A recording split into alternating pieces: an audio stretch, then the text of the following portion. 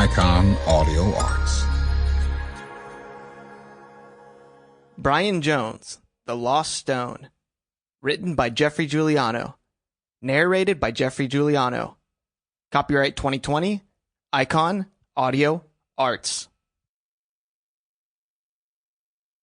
Louis Brian Hopkins Jones was born February 28, 1942, the eldest child of Welsh aeronautical engineer Louis and his schoolteacher wife Louisa. He was bright and inquisitive, but often overtly sensitive and withdrawn. Neighbors remember him contentedly roaming the neighborhood with his pet goat and his inseparable feline companion Rolander.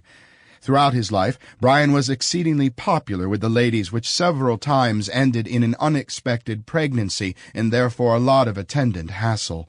When he was 17, Jones left school, taking with him 9.0 and 2 A-levels. He then hitched to Sweden in an attempt at breaking free of the strict dictates of his parents' solemn middle-class home.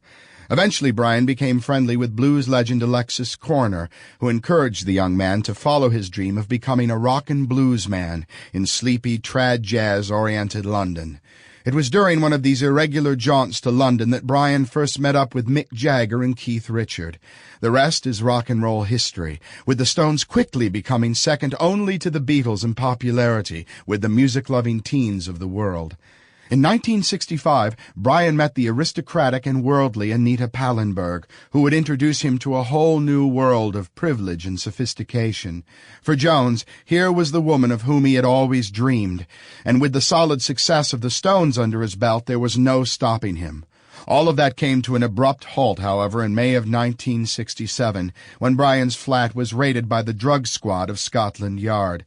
Eventually, his various so-called addictions resulted in him being heartlessly ousted from the Stones in the sultry summer of 1969.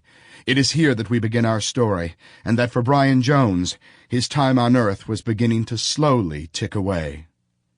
In this exclusive interview, Brian's father remembers the boy who would one day almost single-handedly redefine the face of popular music.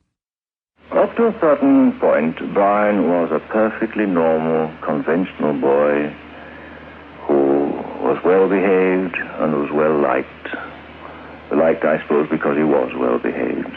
He did his studies, and he was quite a model schoolboy.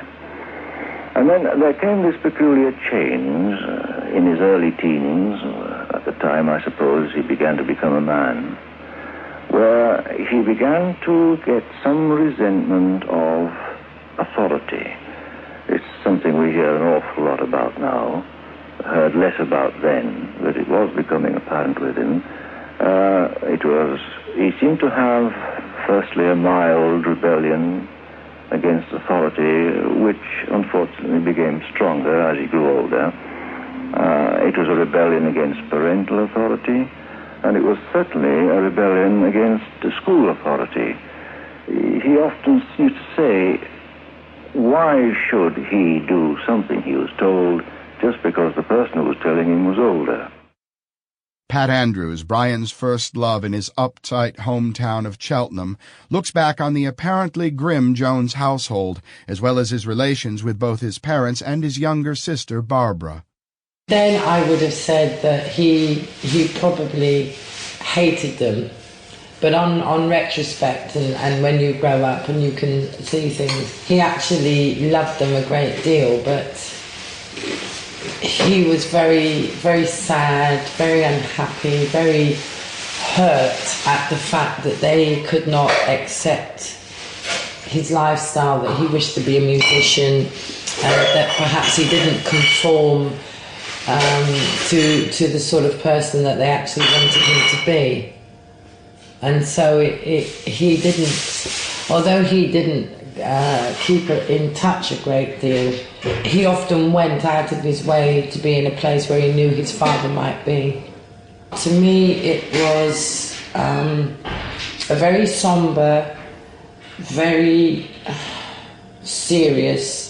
There was no joy, no laughter, no happiness, none of the sort of things that I knew at my home. It almost reminded me of a Victorian household. Sample complete. Ready to continue?